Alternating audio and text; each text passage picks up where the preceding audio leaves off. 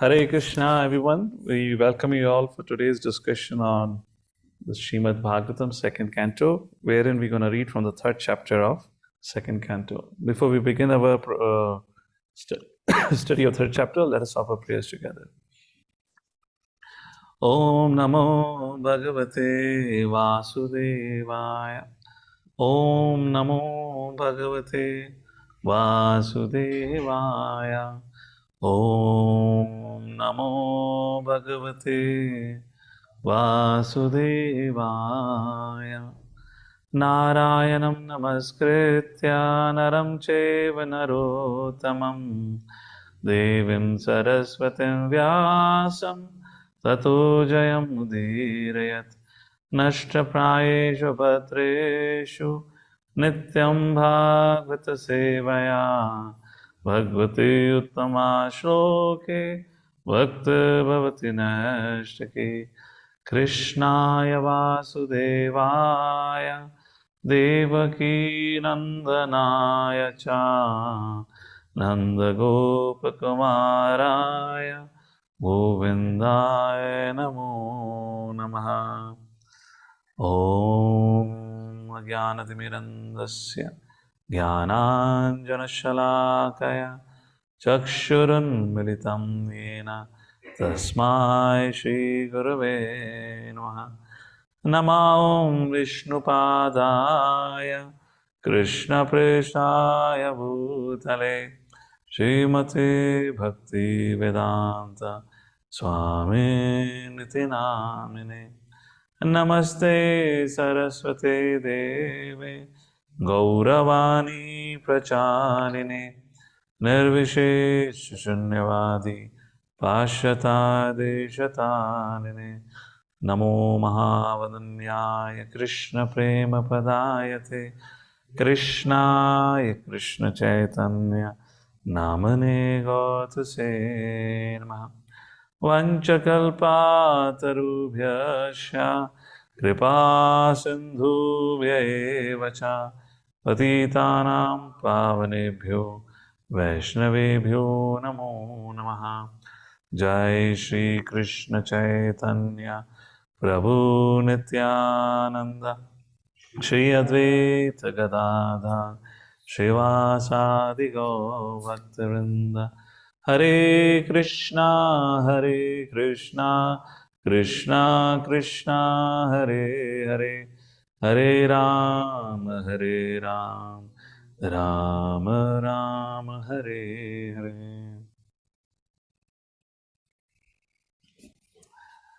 Hare Krishna.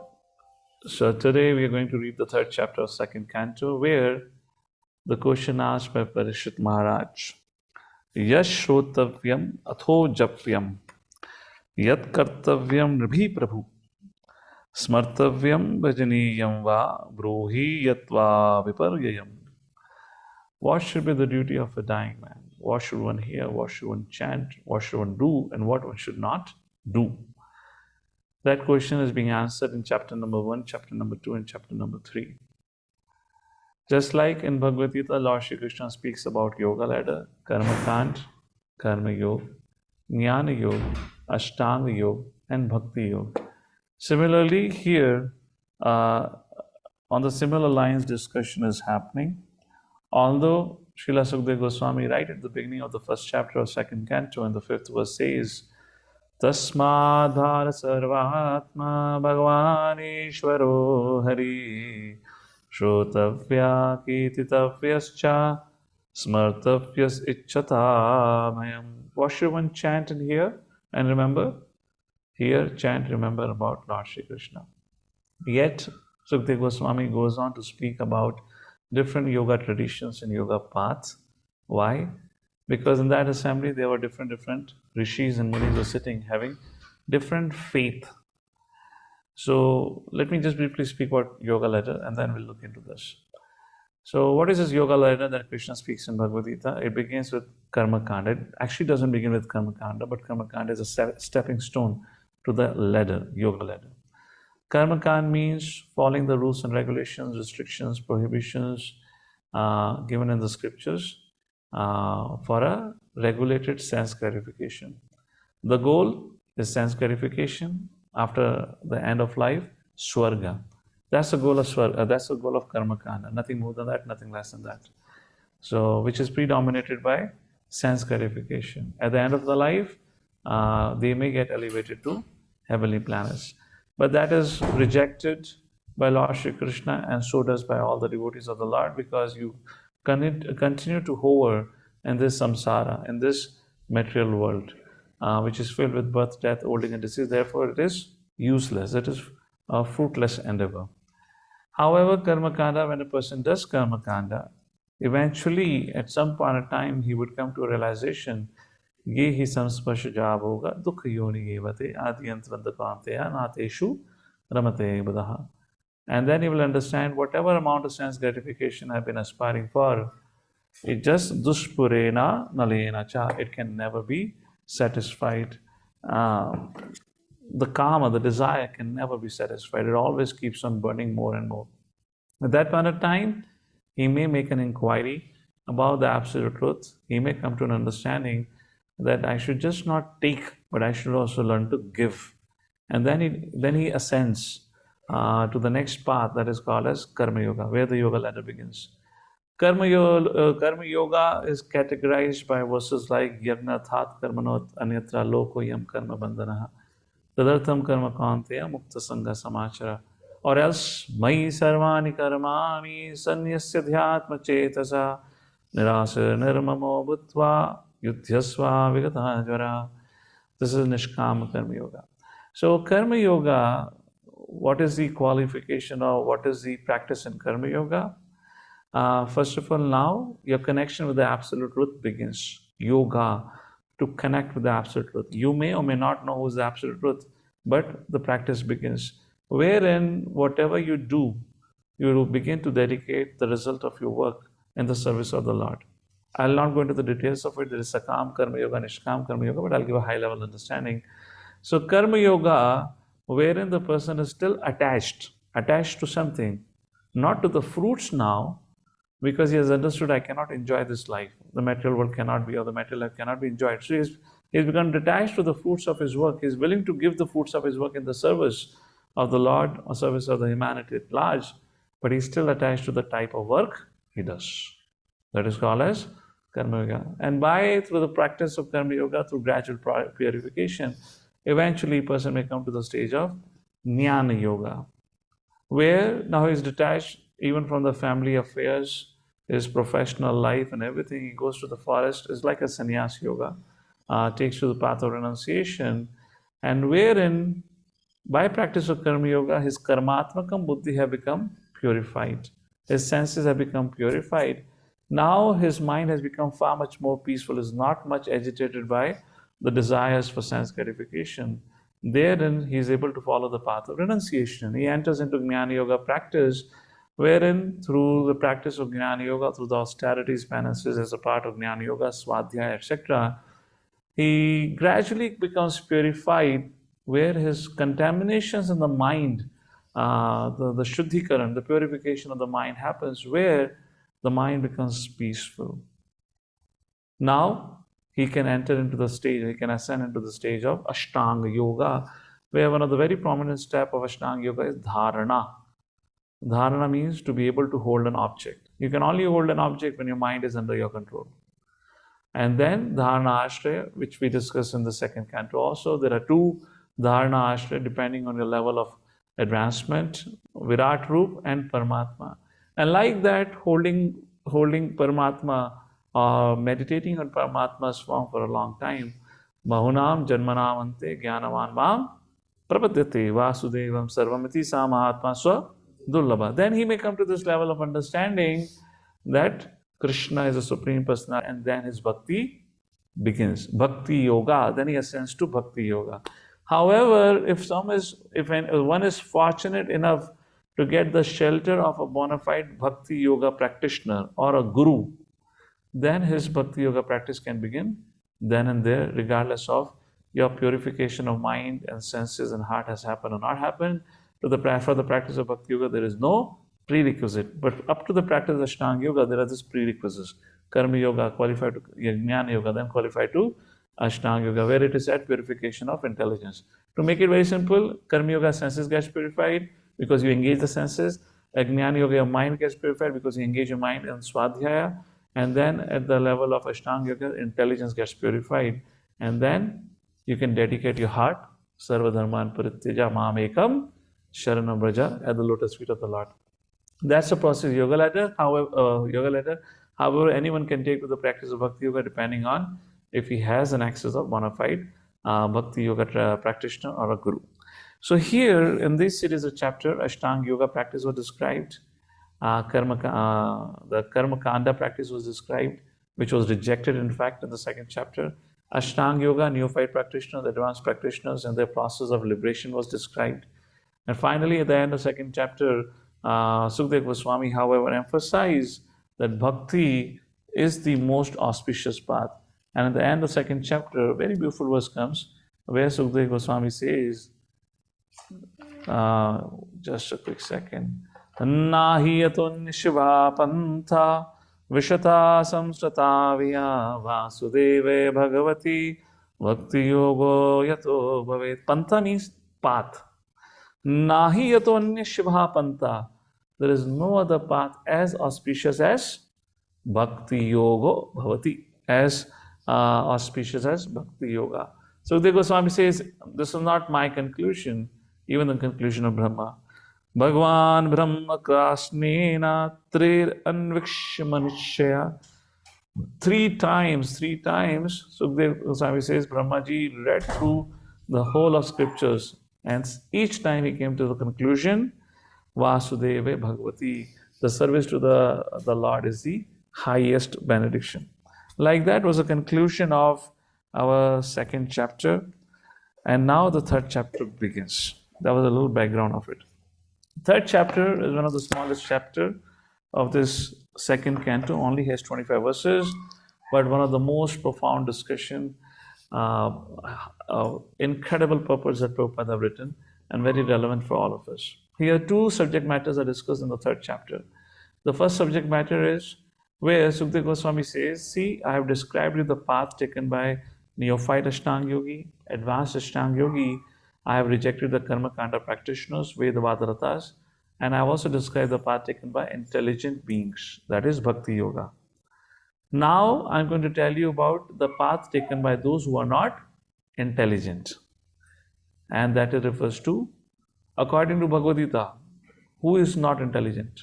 Or those who are not intelligent. Alpa medisam, as the verse comes. Alpa medha, less intelligent people. What do less intelligent people do according to Bhagavad Gita? All right, let me show you what they do. This is 7th chapter, verse number 20. Kameste hitagnana prapadyante devata tam niyamamasthaya prakritya niyata swaya. Being impelled by their lustful desires, they go and approach different devatas for the fulfillment of desires. When one does not fulfill, they go on window shopping. They keep on hopping from one devata to another like that. And this is all temporary. And then comes a beautiful verse, text number 23. These demigod worshippers, Krishna calls them Alpamedasam. Antavantu phalam tesham. Whatever phal, benediction they get from devatas, that has an end. Tadabhavati alpamedasam deva deva yajoyanti madbhaktayanti mamapi. Man of small intelligence, alpamedasam, they worship devatas, their fruits are limited and temporary. Those who worship the demigods go to the planet's demigods. However, those who worship me, they attain my madbhakta yanti mamapi, they attain me. And not only this, Lord Shri Krishna again say they are less intelligent or they are foolish. Now in text number 24, again speaking about demigod worshippers, Krishna says, Avyaktam vyaktimapannam manyante mam abudhaya. Abudhaya means the foolish people. They don't understand whatever gifts of benediction given by devatas are ultimately given by me. They are also under my control. Param bhavam ajanatu, not understanding my supreme position. Mama avyayam anuttamam. I am the highest, I am the finest, I am the imperishable. They go and worship the temporary devatas. So that is the discussion of the first part in second canto, third chapter which we'll see. And with that, Sukdev Goswami would conclude his discussion. One second. Let me pull out the shloka. We'll conclude the discussion on the question asked by Parikshit Maharaj, what should be done? Wherein, after describing all the panthas, different paths, he establishes Bhakti Yoga to be the highest, only Bhakti should be performed, only about Krishna should be heard, etc., etc. And finally, after that, Sukdev Goswami stopped speaking, and then Suta Goswami and Shaunakadi Rishi were assembled at Naimisharanya. Shaunakadi Rishi began to speak to Suta Goswami.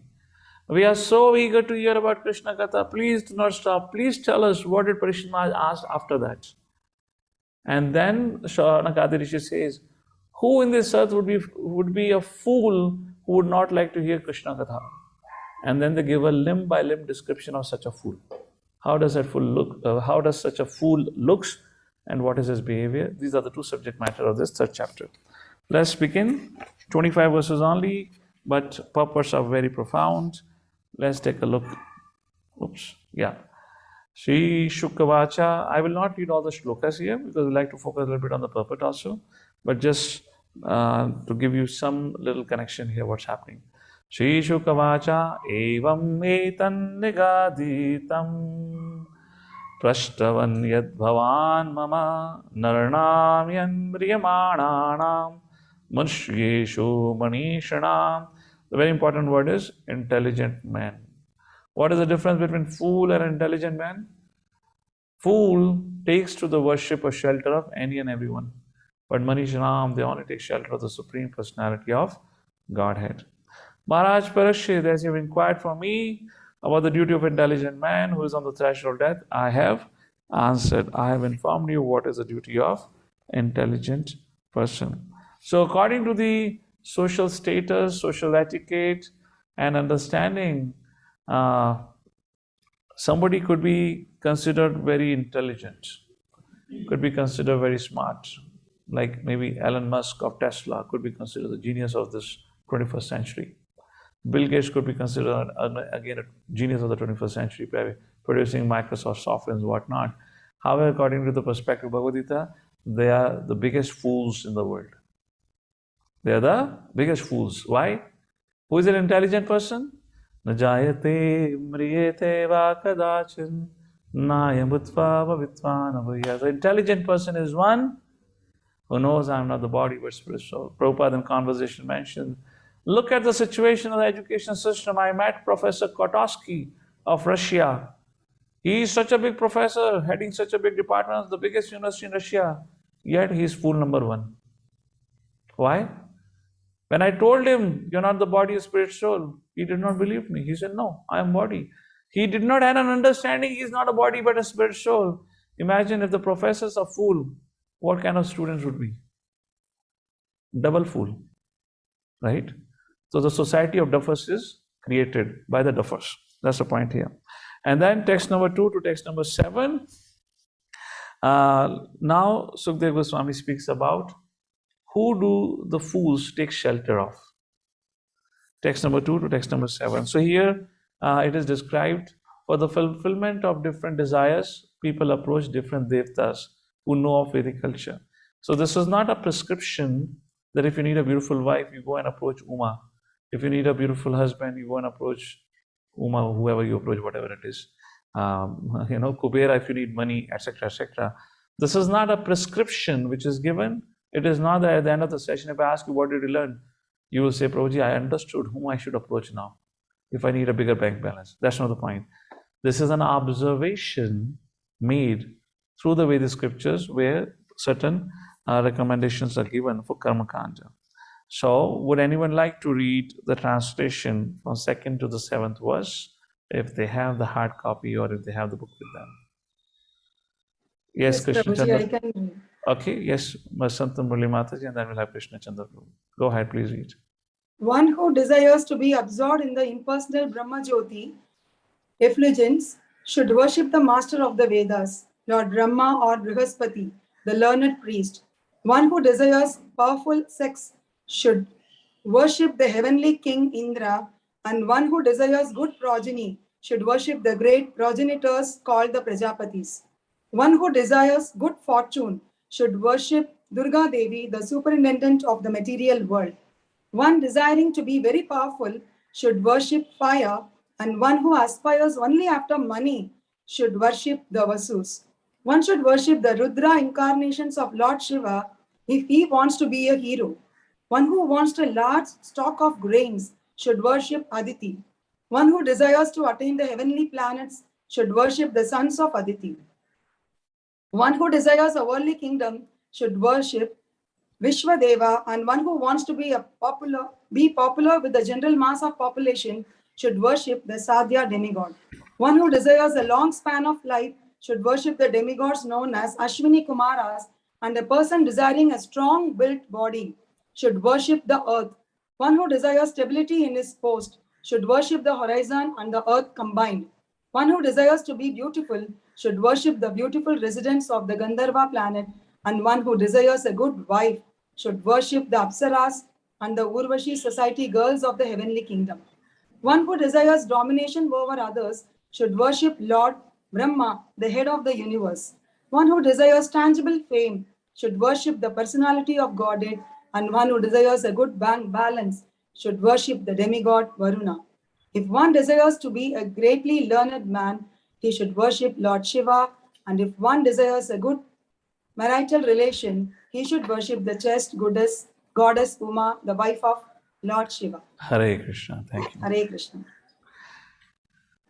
So, one thing we should understand about the worship of Devatas which are given in the various scriptures. Third chapter of Bhagavad Gita, Krishna already speaks about, I have created this system of parasparam, mutual dependence, created a system of sacrifice, and we speak in detail about how and when the sacrifices were manifested in this created, etc., etc. Why Krishna in Bhagavad Gita calls such people Alpamedasam? The relationship between Devatas, even for that reason, with the Lord Shiva for that reason, who is nonetheless Vaishnavanam Yatha Shambhu, but Ravana was worshipper of him. You take example of any asuras in the history that you know of, they're always worshippers of some Devatas because they get their powers through them only. At least those asuras were still part of Vedic paradigm. Consider the asuras of today's world, which means modern educators, scientists, anyone and everyone, they don't even accept the existence of Devatas. Such is a pitiable situation today. Nonetheless, what is the relationship between a upasak, worshipper of Devatas and the Devatas? Is almost similar to a shopkeeper and the clientele. If a client goes to a shopkeeper, let's say a teenager goes to a shopkeeper and says, here is the 50 rupees, give me a smoke packet, a cigarette packet. The shopkeeper would be obliged to do that, right? Because he's interested in his own well-being. He'll collect the 50 rupees, give him the cigarette packet without any concern for how the person is going to abuse it. That is what the relationship between Devatas and the Upasaka. Text number 8, text number 9 continue to speak on the same line. Krishna Chandrapur, can you read out the translation of verse number 8 and verse number 9? Yeah, Hare Krishna. One should worship Lord Vishnu or his devotee for spiritual advancement in knowledge and for protection of heredity and advancement of a dynasty. One should worship the various demigods. One who desires domination over a kingdom or an empire should worship the Manus. One who desires victory over an enemy should worship the demons. And one who desires sense gratification should worship the moon. And one who desires nothing of material enjoyment should worship the Supreme Personality of Godhead. So, very beautiful purport. The difference between Devatas and the Supreme Personality of Godhead, Prabhupada writes in the purport and the end last few lines. For fulfillment of material desires, one may worship the Lord, but the result of such worship is different. The relationship between the Devatas and the Upasak is compared to, as I said, between the shopkeeper and the client. However, the relationship between the devotees and the Lord is like that of a son and a father. Son is compared to a devotee, father is compared to Krishna. If the son goes and says, Father, can you please help me buy a smoke packet? Father would not agree. That is the point Prabhupada writes. You can approach the Supreme Personality of Godhead with your material desires. However, the result will be different. Generally, the Lord, if you look at the end of the purport, I'm reading the last few lines. Generally, the Lord does not fulfill anyone's material desire for sense enjoyment, but He awards such benedictions to worshippers of the Lord, for they ultimately come to the point of not desiring material enjoyment. Example, Dhruva Maharaj. He wanted a kingdom greater than the kingdom of his great-grandfather, Brahmaji. At the end of the day, after his successful practice of his Ashtanga Yoga under the guidance of Narad Muni, when he attained the darshan of Lord Vishnu, and Vishnu said, okay, ask for benediction. He said, oh, I came to ask for the broken pieces of glasses. I have got diamond. I have no desire to be fulfilled. Yet Lord fulfilled his material desire. Why Lord fulfilled the material desire? Now he's not going to cause himself a harm. Just like the son goes to the father, asks for pocket money. So father, once he knows, has faith, has trust in the child that he's not going to misuse the pocket money, the father gives pocket money. Yes or no? Imagine you're a college student and the father gets a complaint that somebody sends a photo of you smoking. Father will cut down on your pocket money. Yes? And after a few months, when he has a faith again that you're not going to misuse the money, he will resume your pocket money. Again, desire to be fulfilled, right? Now you're going to use it properly. That's the point here. That's the relationship, to put it in very simple words. So text number 10 concludes this discussion. What does Sukadeva Goswami say? Very beautiful verse. Akama sarva kamo va moksha kama udaradi tivrena bhakti yogena yajate purusham param.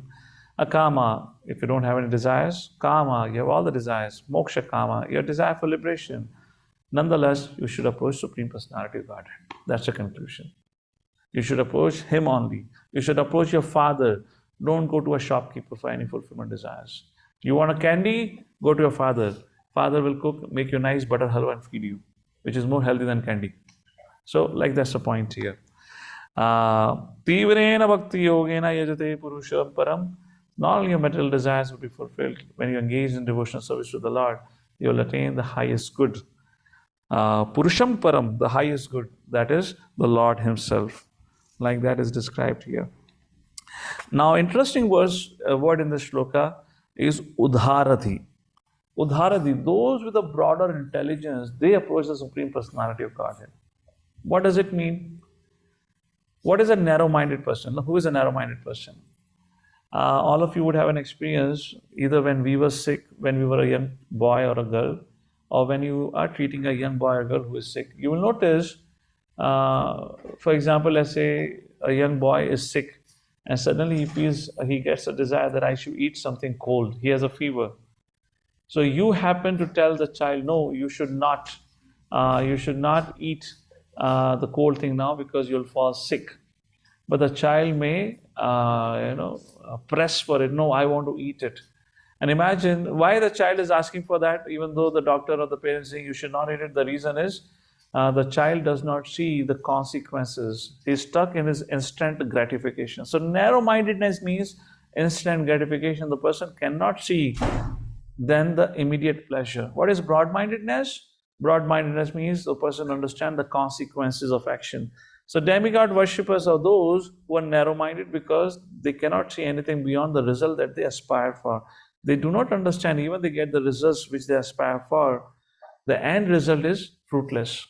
Because once they die, they don't have anything. Even the results which are given are not for eternity. So that's the meaning of broad-mindedness here from one perspective like that. So Prabhupada quotes about this or speaks about it. Also, Hare Krishna in this particular purport also. So now question arises, will demigod worshippers naturally become Krishna's devotee? Hare Krishna. So this is a question to all of you. All of us, how many of you agree, all of us before we became a devotee, we were worshipping some or one or other devtas? Raise your hands. Yes? And when we were in that situation, the question arises now, how did we become a devotee? Or is it a natural progression? Hare Krishna. This is not good. Fix it up. So, how did we, or how can somebody become a devotee? Any thoughts if they are a demigod worshipper? So one of you could be a worshipper of Lord Shiva or Durga, etc., etc. So what can you do for it? How, according to you, somebody can become? Yes, Mother Vasanti. Hare Krishna, Prabhuji. I was actually a very great worshipper of Lord Muruga. Karthik and Ganpati's Brother Muruga is there, na Karthik we call. Correct. After my Karthikeya. Pancha Samskaram and Paranyasam, Sharanagati got over, we belong to Sri Sampradaya. We are Ramanujacharya's descendants. Continuation is going on. I went and asked my Acharya, I really have a lot of affection towards him. Acharya told, you do the prayers, what I say, automatically you will change. I completely changed. Unknowingly, everything got changed. Now we worship only Lord Vishnu or Narayana, Lord Shri So Krishna. let me guess your prayers. Your prayers was, hey Karthikeya, please bless us to become devotees of your worshipable Ishta. Lord. Was that the prayer? Yeah, almost. Please, पहले ऐसा ही था कि I will be punished. That fear was there. But now completely everything is lost. I'm talking, this was around 10-12 years ago. Now completely. Yes. Hare Krishna, Prabhuji. So what was the turning point here? What was the meeting turning my point? Acharya.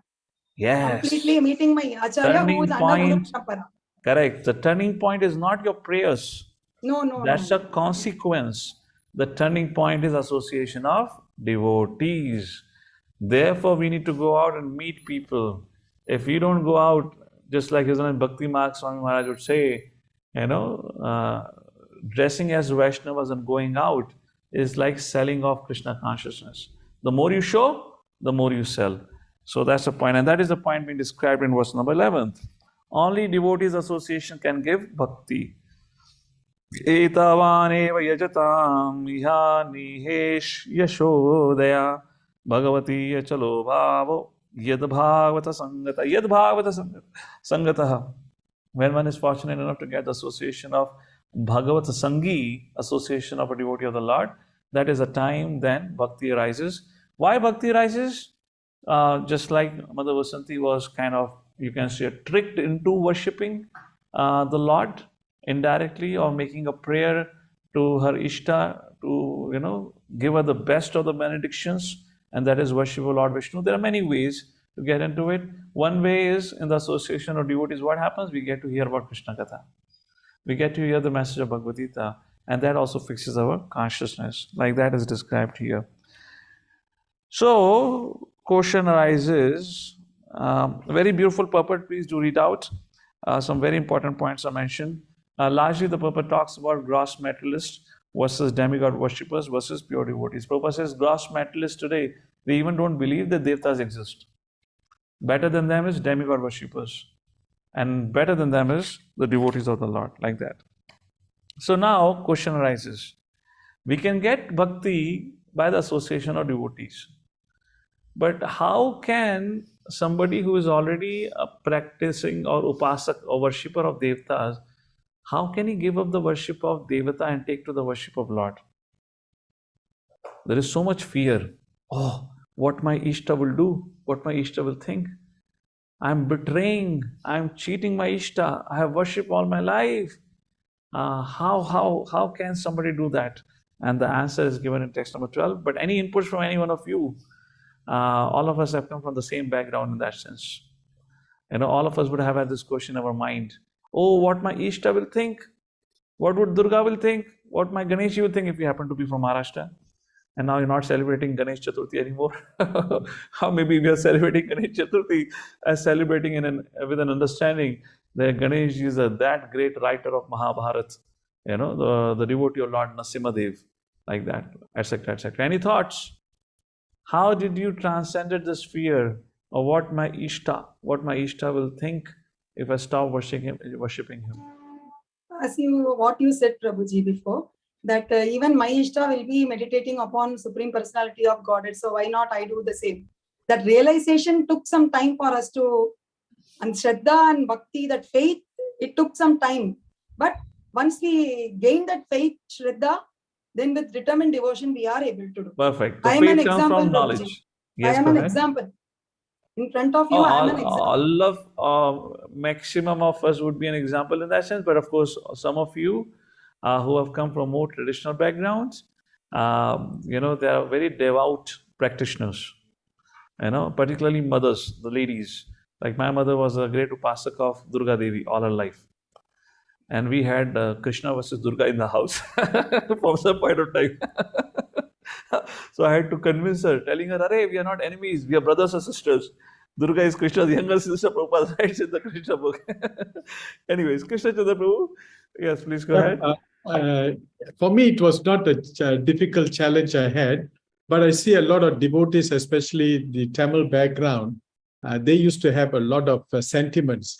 But it is actually, again, the association of devotees who teach you how to worship demigods. So that way, you can just easily overcome the fear. So because we do a lot of program in Deva's temples, so what we do is we go and pray, please help us now, Krishna conscious, please help everybody, and just move on that way. Correct. That's what my realization. So all of you on the same line, as Sukdev Goswami says, is through faith comes through knowledge, and knowledge comes through hearing.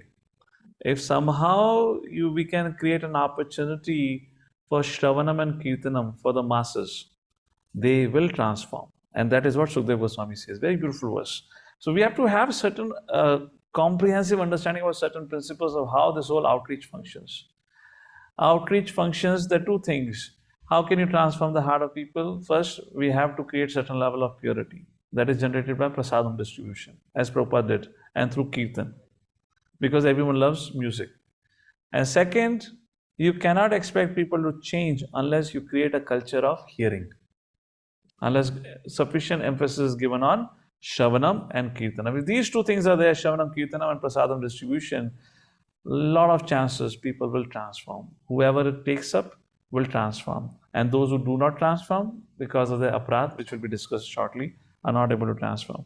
So the beautiful verse, text number 12. Jnanam yad aprati nivratta gunor michakram atma prasad utayatra guneshu asanga kaivalya sammata pathastu atha bhakti yogaha ko nivrato harikatha suratam na kuryat. So Sukdev was saying, who would fail to be attracted? This is almost similar to the verse from Bhagavad Gita, 9th chapter, verse number 2. Rajavidya Rajaguryam Bhavitram Vidamuttamam Pratyakshvagamam Dharmyam Susukham Kartam Avvayam. This knowledge, Atma Prasada, self-satisfying, Kaivalya Sammatha, gives you freedom from the modes of material nature, gives you access to Brahman or the Supreme Personality Godhead. And Ko Nirvrto Hari Kathasu Ratim Na Kuryat. And who would not be attracted to such a nectar? Like that is being described in this particular verse, and that concludes the discussion. So through this verse, Sukdev Goswami again reiterates what should be heard, what should be chanted, who should be remembered? Krishna. And this is the conclusion of the to the question asked by Sukdev or the Parikshit Maharaj. Now Sukdev Goswami apparently becomes silent. So does Sutta Goswami become silent? And Shanak Adi Rishi gets agitated. Pravachan khatam ho gaya. Our agitation is different. Pravachan jari hai. So that is a difference. And here, text number 13, Shanak Adi Rishi began to speak. Shanakavacha iti abhi vyaratam raja nishamaya bharata shabha kim anyat prashtavan bhuyo. What other questions did Parikshit Maharaj ask? Vaiyasakim Rishim Kavim, to the Sukdev Goswami. Vaiyasakim means the son of Vyasadeva. Please tell us what are the other questions asked. Text number 14. Etat shushrushatam vidwan suta no arhasi bhasitam katahari katodarka satam syo sadasi dhruvam satam. So it is discussed, etat shushrushatam vidwan. We are very shushrusha or shushru means to hear. We are very eager, shushrushatam, which means we are very eager to hear about the conversation which happened next between Parikshit Maharaj and Sukdev Goswami, because certainly the discussion of topic or the topic of discussion between the devotees only results in Krishna Katha. It may appear to be a material discussion or mundane discussion, just like in first canto there was a discussion about, about Parikshit's birth, about Parikshit's rule, about Yudhishthira Maharaj's rule. However, it all culminated in Krishna consciousness. It all culminated in remembrance of Krishna. So that's the point. Very beautiful purport. Prabhupada's very first line, he says, even mundane things, if dovetailed in the service of the Lord, are accepted as transcendental, like that. So yes. So please read out the purport. It's a very beautiful purport. This is one of the most important point. Mundane becomes spiritual, like that. And the second important point Prabhupada writes in the purport is, what is the importance of reading Vedic text? Now, text number 15 onwards. So now Shanakadi Rishi begins to glorify Parikshit Maharaj, and then they glorify Sukadeva Goswami. In essence, to explain the point, that if there is a perfect student like Parikshit Maharaj and there's a perfect teacher like Sukadeva Goswami, perfect student means a pure devotee of the Lord. Text number 15, what he says, let's take a look. Savai Bhagavato Raja Pandaveyo Maharata Bala Kridanake Kridan Krishna Kridaya Adare. What was the devotion of Parikshit Maharaj? He was a pure devotee from his childhood. While in childhood, he would not go and play Contra and Mario games. What would he play? He would make a dolls, Krishna dolls, and he would worship as the main deity worship would happen. He only played with Krishna dolls.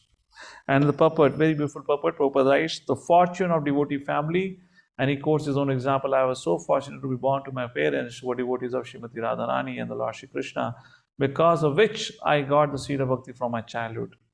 So that's how Prabhupada builds a purport, saying that those kids or the children born to a devotee family are very, very fortunate, because from their childhood they get to hear about Krishna Katha. And even before their childhood, while in the womb also they get to hear about Krishna. They're very, very fortunate. Now about Sukadeva Goswami. We have a great student, now the great teacher.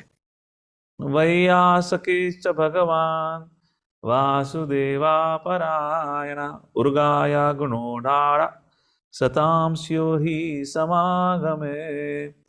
Vaiyasaki, the son of Vyastev, Vasudeva Prana. What is this quality? Vasudeva Parayana. He is a surrender soul at the lotus feet of Lord Shri Krishna. Satam Syori Samagame. We are sure, we are certain. When you have Satam, the great devotees like Parikshit Maharaj, Sukadeva Goswami assembled together, what would happen? Machitta Madgata Prana Bodhayanta Parasparam Katyantascha Mam Nityam Tushyanti Charamanti Cha. So we are very sure that Krishna Katha would have occurred. So please tell us what happened. Text number 17, Shaunakadi Rishi says, please understand they had sat down for 1000 years so long, Yajna. So they speak about in 17th verse about the time management, saying that we have been sitting on this yajna for so long, only thing that this yajna has produced is a black smoke and our body has become dark. But by Krishna Katha, by engaging in Krishna consciousness, our mind, body, words, everything has become purified. So one should utilize this time only for Krishna Katha. Text number 17, very beautiful verse. Ayur harati vaipum sam udyan ashtam chayan naso. Ayur harati. Harati means harana. The reduction of time, or the reduction in lifeline. When it happens, udyan astam chayan naso. By every rising of the sun and the setting of the sun, the life reduces. However, tasyarte yashanonita uttama shlokavarta. However, one who is a devotee of the Lord does not get affected by the rising and the setting of the sun. So best utility of time is hearing about Krishna, chanting about Krishna. Very beautiful purport. Prabhupada says the slightest fraction of time cannot be brought back or bought back by anything like that. And then comes discussion on charity. A very interesting point that Prabhupada mentions in the second paragraph of the purport. Would anyone like to read the last paragraph? Where Prabhupada talks about, because Karma Kanda discussion had happened before, so there is an injunction for charity for everyone. And for Grihastha, the charity is of the wealth. And then what is the effect of that is being described, and then the best charity is described. Very beautifully Prabhupada builds up the whole purport. Would anyone like to read the second paragraph of the purport or the last paragraph? Anyone else is there? Otherwise, I will read. No, the materialistic way of pious activities. No, I was asking if anyone is there, let them read. Otherwise, I will. Oh, okay. Mother Gayatri have raised her hand. We can have her. Yes. Mother Gayatri, go ahead. Unmute, please. The materialistic way of pious activities like charity is recommended in the Smriti Shastra as quoted by Srila Vishwanath Chakravarti Thakur. Money given in charity to a suitable person is guaranteed bank balance in the next life. Such charity is recommended to be given to a Brahmana. If the money is given in charity to a non-Brahmana without Brahmanical qualification, the money is returned in the next life in the same proportion. So If point it by is point. given, Point by. So first point, if you give charity, sure shot you get a return, not refund, sorry. You get return. Now second point, if you give a charity to non-Brahmana, you get the same return. Now please go ahead, mother. if it is given in charity to a half-educated Brahmana, even then the money is returned double. So if you give If to the- half Brahmana, you get double benefit, double bonanza. What Now do what you mean happens? by half Brahmana, Prabhuji? You can say half Brahmana means Brahma Bandhu, which means maybe Brahmana by birth, but not by qualities. Like, Okay. we have Pandits, they do it as a profession, but they don't have the Okay. characteristics like that. Okay. If Now the the next money gradation. Go ahead, mother. If the money is given in charity to a learned and full qualified Brahmana, the money is returned in 100 and 1,000 times. And if the money is given to a Veda Paraga, one who has factually realized the path of the Vedas, it is returned by the unlimited multiplications. Okay. So if you give it to a Brahmana, then the result is, tremendous exponential amount of return. But if you give to Ved Parak, it refers to a devotee who understands the conclusion of Veda. Vedaisha sarvaraham avyavityo Vedanta krit Vedavid eva chaham. Then the result is unlimited multiplication. So first of all, serving the Vaishnavas is being again highlighted as to be the highest service. Now, Prabhupada makes a very beautiful point. Please go ahead, mother. The ultimate end of the Vedic knowledge is realization of the personality of the Godhead Lord Krishna, as stated in the Bhagavad Gita. Vedatsa sarvera aham eva vedo. There is a guarantee of a money's being returned if given in charity, regardless of the proportions. Similarly, a moment passed in the association of a pure devotee by hearing and chanting the transcendental messages of the Lord is a perfect guarantee for an eternal life, for returning home back to Godhead. Mahatma Madhama. Gotva punar jalmana vidyate. In other words, a devotee of the Lord is guaranteed eternal life. A devotee's old age or disease is the present life is but an impetus to a such guaranteed eternal life. So charity is essential, required. That is what's been described, and the result is also described. And then Prabhupada makes a point. If a person gets an opportunity of sadhu sangha, movement of sadhu sangha also, then what is the result? Eternal life. You go back home, back to Godhead. So for all of you who are into fundraising, a very important purpose. Then Janmashtami fundraising event is coming. You can make note of this few lines. You give to half Brahmana, full Brahmana, and you give to a devotee of the Lord. You can highlight the results. Okay, all right. Now text number 18. So there could be people who will say, oh, I am so busy with life. I have no time. I have to work so hard for roti, kapda, makan. Where is the time to associate with devotees? Where is the time to remember Lord? For such glorious persons, text number 18 is being spoken. How many of you have, by the way, heard people saying no time? Right? And how many of you had yourself said once upon a time, no time, very busy? All of us would have come from the same thing. Okay, so text number 18, Sukdev Goswami makes a very beautiful analogy. He says, Tarava kim na jivanti, bastra kim na shwasantyuta, na khadanti na mehanti, kim grame pashavo pare. So Sukdev Goswami says, do the trees do not live? Do the bellows do not breathe? Do the animals do not eat or mate? What is a unique thing that you are doing? You are living, you are breathing, you are eating, you are mating. Does the tree does not live? So, okay, a materialist may say, But the trees, for example, they may say the trees do not breathe like we breathe. Of course, you cannot see, but we understand scientifically. But the bellows do. So a spiritualist can say, fine, the trees does not breathe, but bellows breathe. But the point is, trees live, but the bellows does not live. That's not a living being. So the materialist may say, but the trees cannot enjoy life like us. We enjoy life, but the trees cannot enjoy life. Then Sukdev Goswami says the last two lines. And he says, well, the animals eat, mate, they enjoy life. So Sukdev Goswami compares such people with animals. You getting the progression of the verse? Do the tree do not survive? Do the bellows do not breathe? Somebody says, but the trees do not get to enjoy life. All right, animals do it. So you are an animal then. Why? Aha nidra bhai maitunam. What is that? Aha nidra bhai maitunam cha. Aha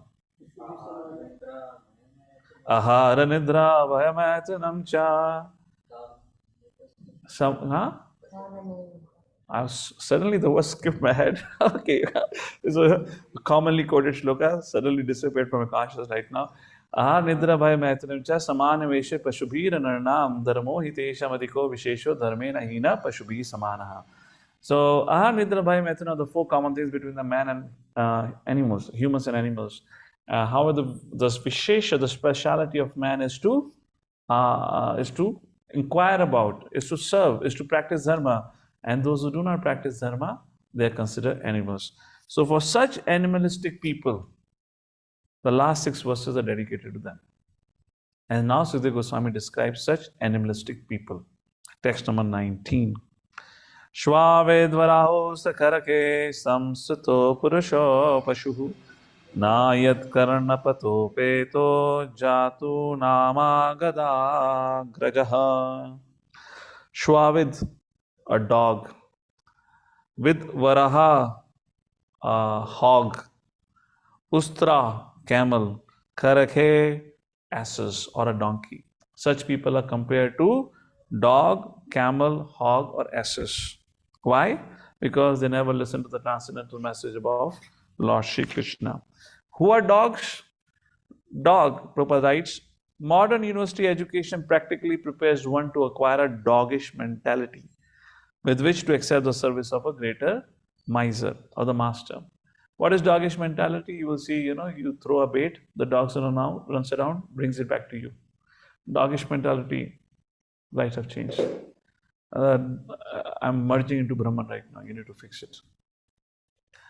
Doggish mentality refers to the slavery concept, wherein our education system trains up in a way that we never ask a question.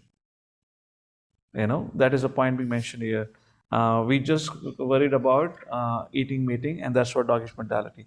Hogs, who are hogs? Hogs do not discriminate in eating. They eat anything, and their main palatable diet is the stool. So the people who, on the name of eating, are killing innocent animals and eating them, they're eating the blood, they're drinking the blood and eating the flesh of innocent animals, they're compared to hogs. Who are camel? Camel compares to the hard-working people who work so hard, who labor so hard, and consider that itself to be their enjoyment. You would have seen people, there are certain people who are workaholic. I remember when I was studying in Ohio State University, there was this Chinese professor. Chinese are generally workaholic. There was this Chinese professor.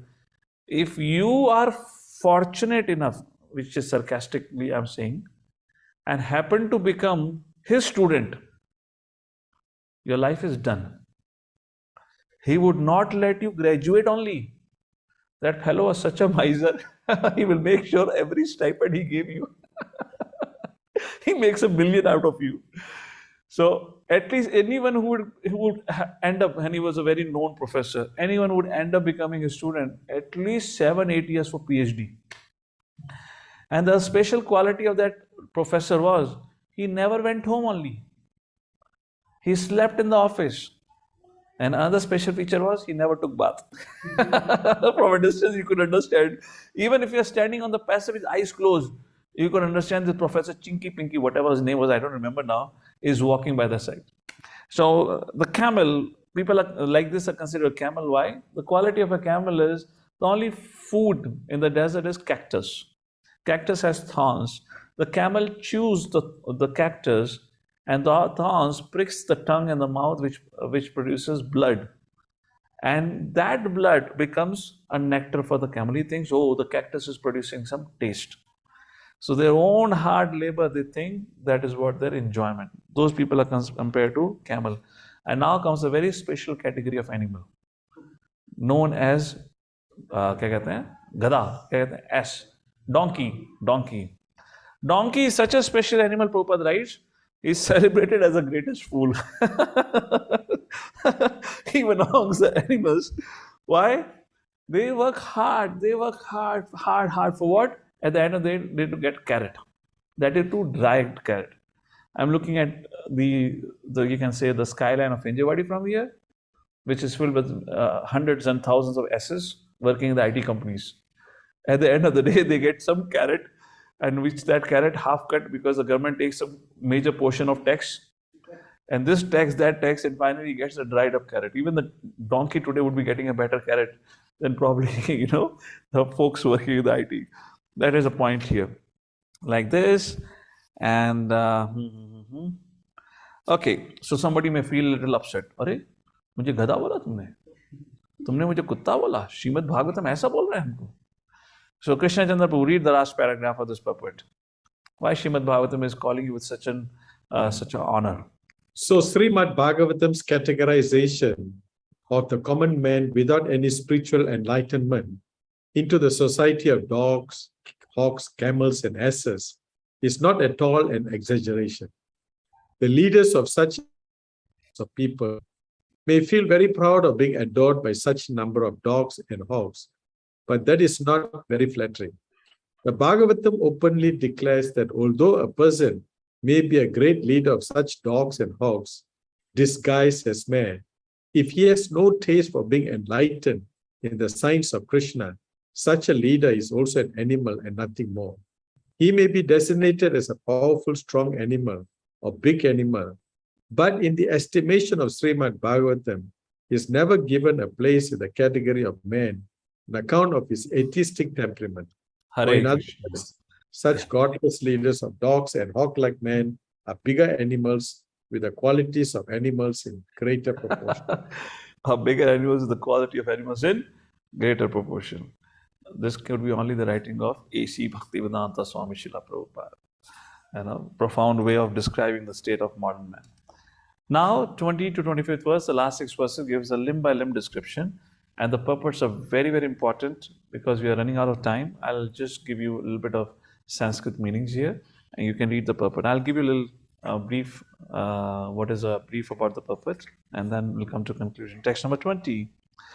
Bile batoru krama vikramanye nashan vata karna pute narasya jivva sati daru durike vasuta nacho pagaya tirugaya gata. So the limb by limb description is being done here. So first of all, the discussion is about the ears of those people which has never got the fortune of hearing Krishna Katha. Such ears are compared to the ears of the snake holes. Now snakes do not have physical ears, right? So like that, which means although you have ears, but you're like a snake, because snake doesn't have, means the whole utility of ear is to hear about Krishna. When the purpose is not fulfilled, this is useless. And what does it do? It's not the snake does not have a sense of hearing. It does have a sense of hearing. And then the tongue of such a person is compared to sound familiar? Is the rainy season? Frog. And what this tara does? This tara only draws attention of snake, and the snake attacks the frog and eats. So what is a tar sound for a man? To speak about anything and everything except Krishna. Stock market, this happened. Oh, why Salman is not getting married? Oh, who will win the election in Maharashtra? Oh, President Trump will fight for another election. They'll talk about anything and everything, but not about Krishna. Tar. And finally, they are, in the form of Yamtuta. Death comes in the form of Yamtuta and kills such a person. All right. Text number 21. Bhara param patta kirita jushtam api uttamangam nanamen mukundan shavau karo no kurute saparyam hare lasat kanchana kankanova. Text number 21. So 20, when we talked about the tongue, the purpose of the tongue is to broadcast Krishna Katha. The purpose of ear is to hear Krishna Katha. Now, Bhara Param Patta Kirita Justam, this head becomes nothing but a burden if it does not bow down in front of the Lord. Just like Prabhupada gives an example, a drowning man in a river, you put a crown on his head that only expedites his process of drowning because it increases the weight. So this head becomes a weight on the body, useless weight on the body if it does not bow down in front of the Lord. The purpose of the head is to bow down in front of the Lord. The hands, the decorated hands, you might decorate your hand with the very expensive bangles, but if it is not engaged in the service of the Lord, like temple marjanam, mandir marjanam, service of the devotees in cooking prasadam for Vaishnavas and for the Lord, then the decoration of hands is like of the decoration of the dead body. Everyone must bow and render service is the point of this text number 21. Text number 22. Barhahite te nayane narana lingani vishnu narikshato ye pado nanamto drumajanma bhajo shetrani nanu vrajato hare nao. Those who do not use the eyes for seeing the beautiful form of the Lord, their eyes are compared to the plumes of peacock. You have seen the peacock feathers? That also has eyes. Has no purpose. The purpose of eyes is not met if they don't see the beautiful form of Shri Radha and Krishna. Similarly, the legs, which do not take one to the holy places of the temple every day, are compared to tree trunks. Useless. Do not fulfill the purpose. A very, very important purport, where Prabhupada writes why it is so important for every grahastha to engage in deity worship. Why? If you look into the purport, and you see in the purport, one of the verses from our Guru Ashtakam is quoted, and below that comes a paragraph. Mother Vasanti, if you found it, only attention engaged in the service of the Lord, that's the purport. Please read out. Only attention engaged in the service of the Lord, especially in dressing and decorating the temple, accompanied by musical kirtana and spiritual instructions from scriptures, can save the common man from the hellish cinema attractions and rubbish sex songs broadcast everywhere by radios. If one is unable to maintain a temple at home, he should go to another's temple where all the above performances are regularly executed. Visiting the temple of a devotee, visiting the temple. So, all right, the discussion goes on here. The point is why deity worship is important, because it saves our consciousness from otherwise mundane gossip and wasteful subject matters, which will degrade our consciousness. When we have deities at home, we'll be engaged in the service of the Lord. If in case you don't have deities at the home, visit temple regularly. And the purpose of leg is fulfilled by walking, visiting dham. The purpose of dham visit, everyone has a nature of desire to travel somewhere. That purpose or the desire of travel can be best served. Please read the last 4 lines. Mother Medhavani, your hand is up. You can see in the purport, last 4 lines, the best purpose of such traveling. How is it fulfilled? Hare Krishna, am I audible? Very well. The best purpose of such traveling tendencies could be fulfilled by visiting the holy places established by great acharyas and thereby not being misled by the atheistic propaganda of money-making men who have no knowledge of spiritual matters. Correct. So the purpose of leg is fulfilled when we visit temple and when we go to holy dham. Like that is done. Text number 23.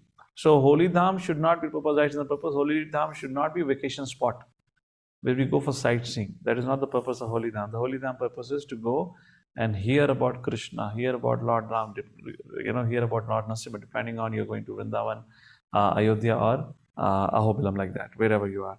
Text number 23. Again, a very beautiful verse. Jivan shavo bhavatangri renum najatu mrityo bhilabheta yastu Shri Vishnu padaya manujastu lasya shvasan shavo yastu navedagandham. The person's life is wasted if his head has not been smeared by the dust of the lotus feet of Vaishnava. If the person who has not experienced the aroma of tulsi from the lotus feet of the Lord is to be considered a dead body, although breathing. So Vaishnav Seva is considered to be the highest. And an example Prabhupada gives in the purport by quoting a very beautiful verse about King Rahugana. Rahugane tat tapasana yati nache jaya nirvapana grahadva na chandasana vajalagni surye vina mahat padarajo abhishekam. You may perform any kind or any extreme of austerity, tapasya, etc., but nothing will bring you closer to the Lord unless vina mahatpadarajo abhishekam, unless you decorate your body with the dust of the lotus feet of the Lord. Now, what it means by decorating the body from the dust of the lotus feet of the Lord is following the instructions. Not that you start catching hold of the devotees now and take a knife and start scraping the dust. Hari Bol. Also remember about Vaishnava Aparadha. Huh? So it's about following the instructions, like that is being described here. And a very beautiful purport again. Shorter times will not go into it now. So the conclusion, the last few lines. One should be more serious about seeking the mercy of the devotee than that of the Lord directly. And by once doing so, by the goodwill of the devotee, the natural attraction for the service of the Lord will be revived. What is the difference between Lord Ramchandra, Lord Shri Krishna, and Shri Chaitanya Mahaprabhu? Why Shri Chaitanya Mahaprabhu is called Namo Mahavadanyaya? I'm kind of taking a detour, but just want to make an important point because we are following the teaching of Shri Chaitanya Mahaprabhu. Lord Ram does not bestow all rasa. For example, Madhurya rasa is only bestowed by Lord Shri Krishna. Although Lord Ram can do it, but he has taken a vow of Ek Patni Vrata. So Lord Ram can only have one Sita. Nobody can replace Sita. But Krishna bestows unlimited. Anyone can have conjugal affair. So more merciful than Ram is Lord Shri Krishna. So rather than being envious that Krishna has 16,100 wives, devotees glorify Krishna that Krishna is giving us an opportunity to have that conjugal affair with the Lord. More merciful than Krishna is Chaitanya Mahaprabhu. Why Chaitanya Mahaprabhu? Because it is a Namo Mahavadanyaya. He is most merciful. Why it is most merciful? Or how can somebody be more merciful than Krishna? No, nobody can be more merciful than Krishna, because Chaitanya Mahaprabhu is said to be more merciful because he is Krishna himself, very first point. So it's not that he is not Krishna. That proves Chaitanya Mahaprabhu is Krishna. Now why is more merciful? Krishna says, Sarva dharma parityaja mam ekam shranam vaja. And when Krishna descends, he kills demons. He obliterates them, right? When Chaitanya Mahaprabhu appeared, he freely distributed Krishna prema. Krishna did not distribute Krishna prema. Chaitanya Mahaprabhu distributed. Krishna is there to give Madhurya Ras, but Krishna did not give to anyone. Chaitanya Mahaprabhu, when he appeared, he did not kill any demon, but he awarded the demons the highest worship, the highest service opportunity available in Vrindavan, even to the demons. When Krishna kills demons, they get Sayujya Mukti. But Chaitanya Mahaprabhu gave them Sarupya Mukti, Samipya Mukti, different levels where the people, those demons get an opportunity to serve the Lord like that. And why Sri Chaitanya Mahaprabhu is more merciful, or what does it indicate? Sri Chaitanya Mahaprabhu appeared in the mood of a devotee. So who is actually most merciful? Not Ram, not Krishna, not Chaitanya Mahaprabhu. Actually, Srimati Radharani. Because that mood of Srimati Radharani was manifested by Sri Chaitanya Mahaprabhu. Srimati Radharani is who? The greatest devotee. Therefore, we are said to be the worshippers or the followers of Srimati Radharani, which represents this Vaishnava Parampara or the mood of Vaishnava Seva. That's a kind of a flow. Just wanted to explain you, because Prabhupada in the purport glorifies Srimati Radharani. Text number 24. Tadashmasaram hridayam batedam yat grahiyamane harinamadhi na vikriyetat yada vikaro netre jalam gatra ruheshu harsha.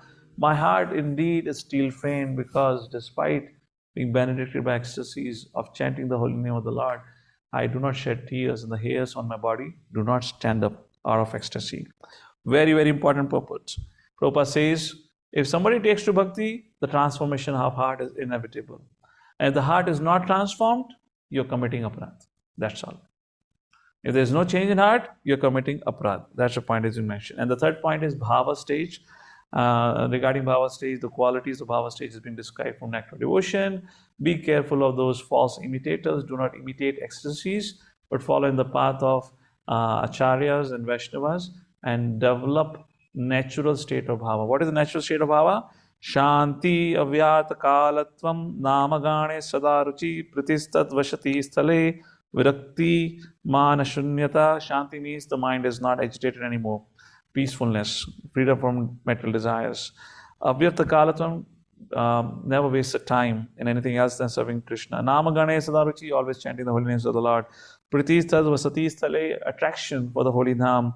Virakti, detachment from material hankerings. And manshunata, no desire for receiving respect or appreciation, like that. And the conclusion. Let's read the last paragraph. The whole process can be summarized. Anyone who has not have read so far, if they would like to read, Hare Krishna. Okay, not sure if others have. Can I read? Yes. Who is speaking? Amrita. Yes, mother, go ahead. The whole process can be summarized as follows. The advanced devotee who chant the holy name of the Lord in the perfectly offenseless manner and is friendly to everyone can actually realize the transcendental test of glorifying the Lord. And the result of such realization is reflected in the cessation of all material desire, etc., as mentioned above. The neophyte, due to their being in the lower stage of devotional service, are invariably envious, so much so that they are invent their own ways and means of devotional regulation without following the acharyas. As such, even if they make a show of constantly chanting the holy name of the Lord, they cannot realize the transcendental test of the holy name. Therefore, the show of tear in the eyes, trembling,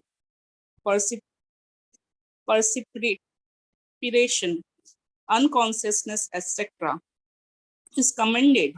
Is condemned. So fine. So largely the point is we should follow the bona fide acharyas and follow the instruction given in the revealed scriptures rather than imitating. That's the whole process which Prabhupada sums up. And with this, we come to the concluding shloka of today's discussion, text number 25, where Shaunakadi Rishi, sorry, this is all spoken by Shaunakadi Rishi.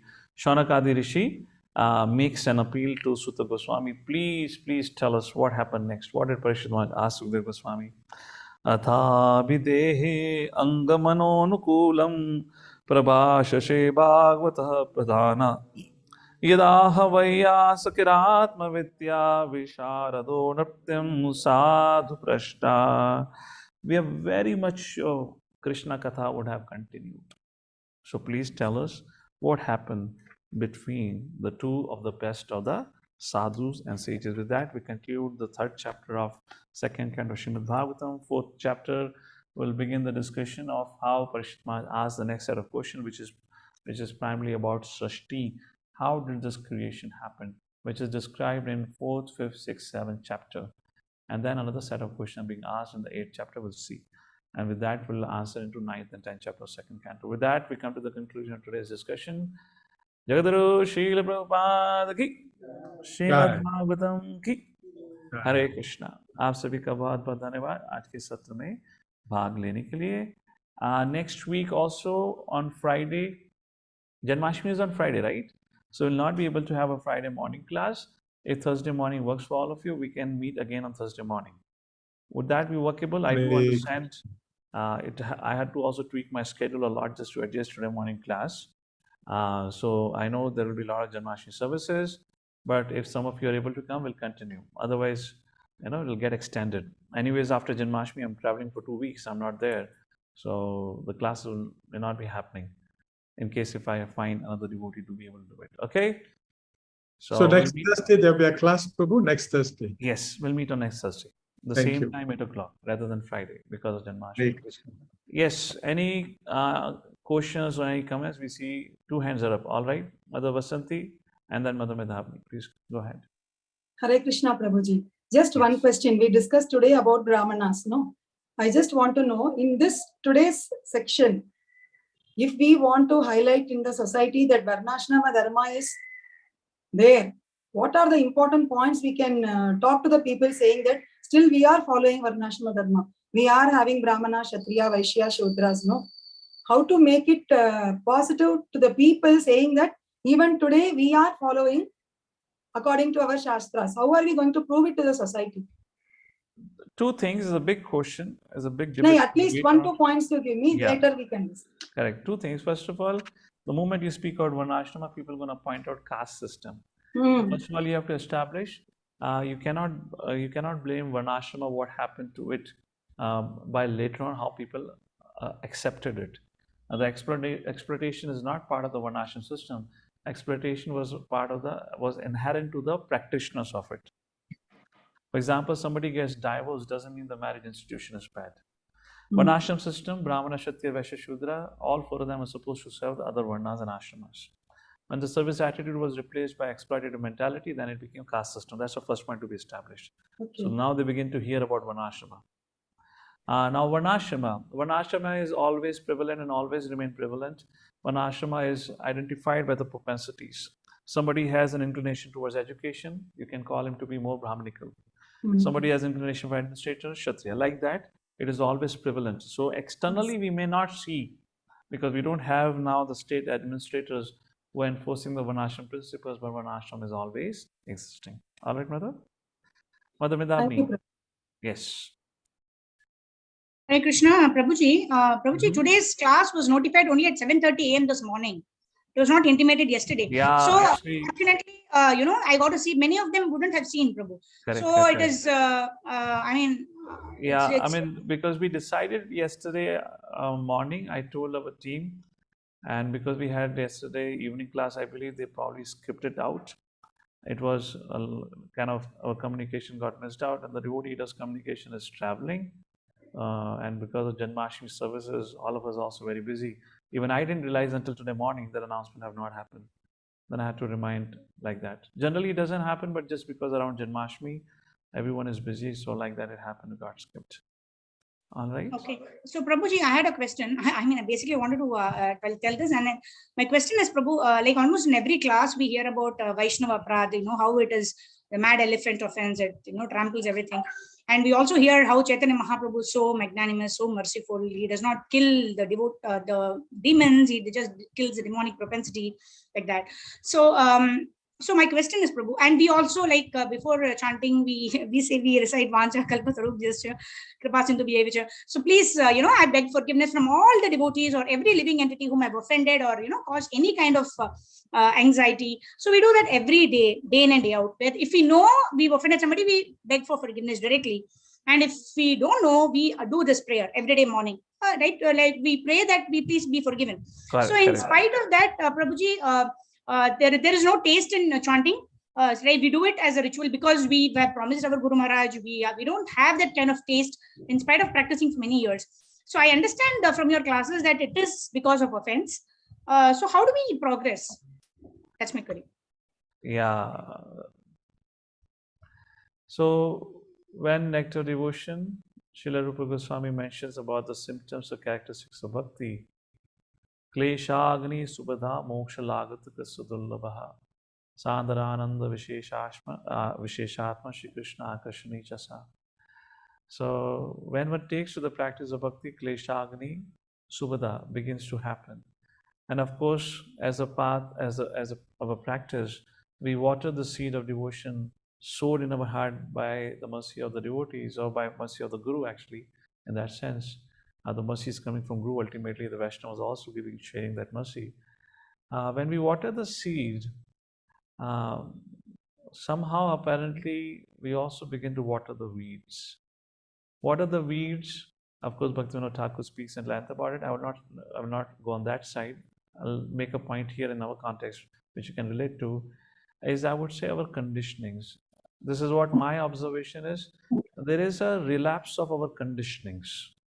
In the beginning, because things are new, the culture is new, we are learning, we are finding, we're kind of more in awe and reverence.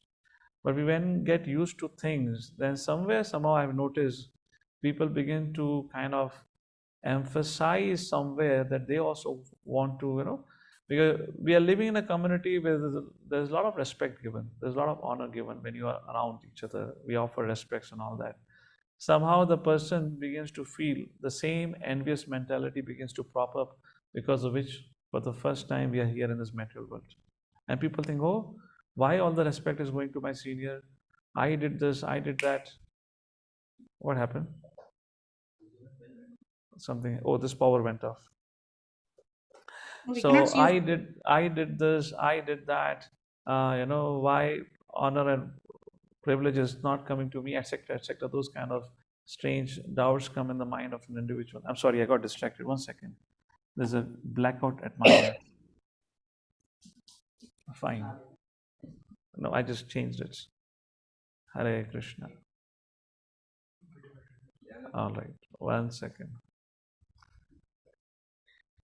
Hare Krishna. Hare Krishna. Okay, I kind of lost chain of thoughts what I was speaking. Hello? Yeah. Yeah, you were saying how we think of more of again same like relapse of conditionings I was speaking about, where again the same envious nature begins to pop up, where we take our seniors who are worshipable to us as our competitors. And it's a very essential part of training, because although we are saying Krishna Prem, if Krishna would be there, we'll again become envious of him, because we are still envious of him. So we have to be careful. We have to stick to etiquettes. We have to fight with our conditionings, and those conditionings are the one which forces us to commit aparadhs.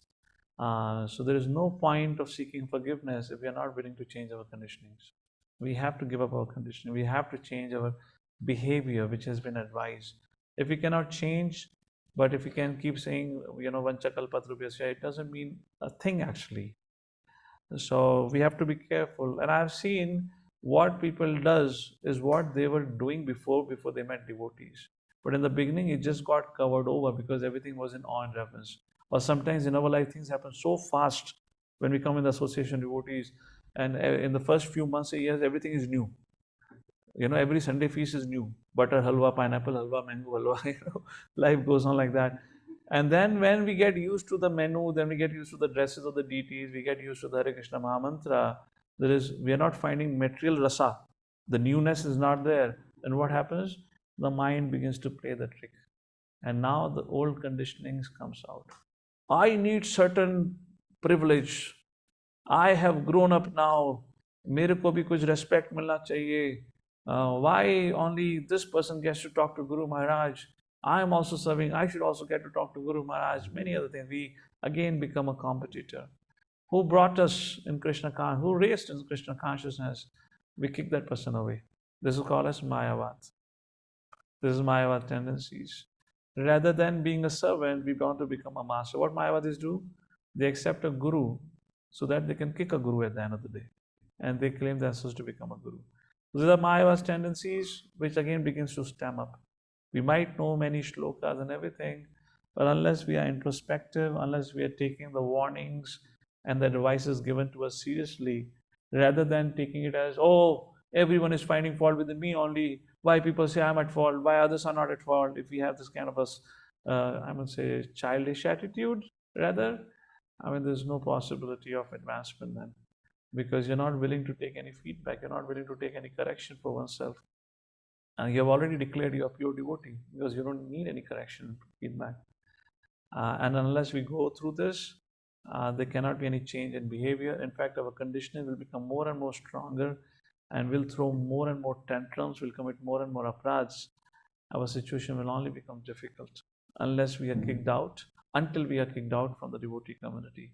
And it will all happen so smoothly, you will not even realize that you have been kicked away from the association. So this point has to be understood, emphasis has to be given, and it can only be through when you have this kind of Bhagavatam study, hearing. Again, culture of hearing has to be there. Therefore, at times when you visit certain communities, after 5 years, at times you find a new lot of devotees. The previous lot of devotees have went away. Not that they got transfer of job, probably some of them not even practicing. So this is we go through this flux, is a big problem actually. In India, it's still okay because in India, devotee Sangha is very strong. In the West, this is a very serious problem, very serious problem. Plus, they don't have proper training culture, whatever reasons, the leaders have no time to study because there's so much management to do whatnot. So that all causes problem. Hare Krishna. Uproot the weeds. Uproot the weeds means we can try. Ultimately, Krishna has to give the strength. And please understand, I always say this point. Uprooting the weed is going to be a painful experience. No pain, no gain. If you have not gone through the pain, there is no gain. Don't think, hasse khelte kudte, I'll become purified. It doesn't happen because these old weeds are what we are attached the most. And when those weeds, the Guru is uprooting those weeds, is going to be very painful. So you allow yourself to go through that surgery, or you send away your well-wisher away saying that, no, get lost. I'm fine with this life. Like that. Hare Krishna. Thank you all. Prabhu, that's very scary. That's really scary. I mean, and Prabhuji, one more thing is, like you explained in the Brahma Murta program about a couple of days back, that although the whiskey glass is already washed, the smell remains, right? And you also mentioned Chipram Bhavati Dharmatma, right? So one who takes this process will automatically, and that verse where Yasas Bhakti Bhagavati Kinchana, so all the good qualities will automatically come. So why is it not coming, Prabhu? That is what am I. Krishna doesn't say one lifetime. Chipram Bhavati Dharmatma from perspective of Krishna, it could be many lifetimes also, because you are on a scale of infinite. And if you take 100 lifetimes and become pure, it is still Shipram Bhavati Dharmatma. No, but Shipram means very quickly, na Prabhuji? So very 100 lifetimes, 100 lifetimes divided by infinity. Yes, very less number, very quick, na? Hare Krishna. Jagadguru Srila Prabhupada ki jai. Thank you.